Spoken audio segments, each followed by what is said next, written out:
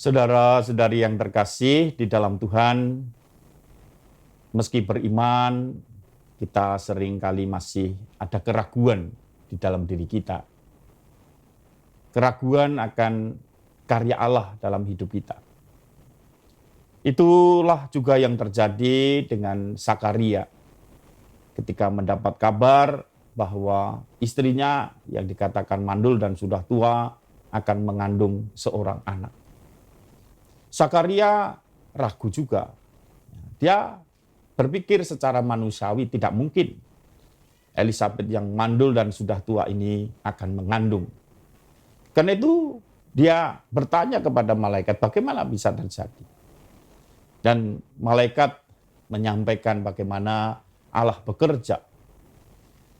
Dan karena keraguan dari Sakaria itulah kemudian malaikat berkata, sesungguhnya engkau akan menjadi bisu dan tidak dapat berkata-kata sampai kepada hari di mana semuanya ini terjadi, karena engkau tidak percaya akan perkataanku yang akan nyata kebenarannya pada waktunya. Sakaria dijadikan menjadi bisu karena keraguan di dalam beriman kepada Tuhan akan karya Tuhan dalam hidupnya. Pada saat kelahiran Yohanes, orang bersuka cita karena Tuhan melakukan sesuatu yang di luar apa yang dipikirkan oleh kita manusia. Dan kita menjadi sadar bahwa Allah itu setia dengan janjinya, setia dengan apa yang direncanakannya. Dan ketika harus memberi nama, siapakah nama yang anaknya ini, Sakaria memberi petunjuk atau kemudian menulis bahwa namanya adalah Yohanes, yang artinya adalah anugerah dari Tuhan.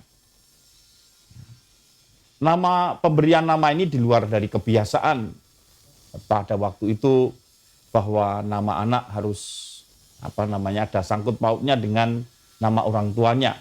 Nama anak ini tidak ada jauh dari sangkut paut dari kedua orang tuanya, dan dikatakan Yohanes oleh Sakaria sesuai yang disabdakannya kepadanya oleh malaikat Gabriel. Dan pada saat itu terbukalah mulut Sakaria dan terlepaslah ikatan lidahnya. Lalu ia berkata-kata dan memuji Allah.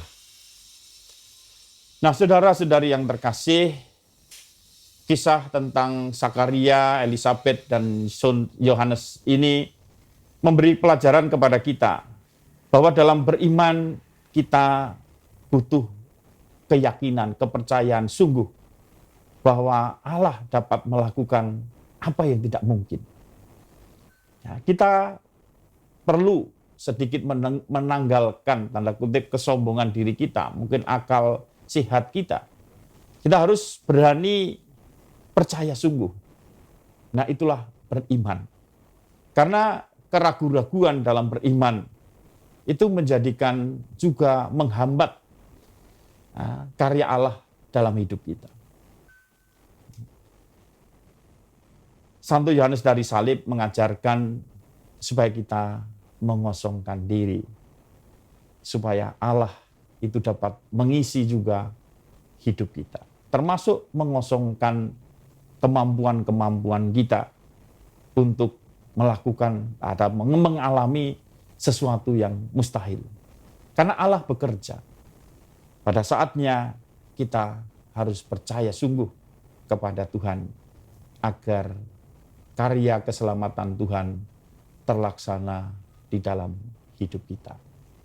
Tuhan memberkati.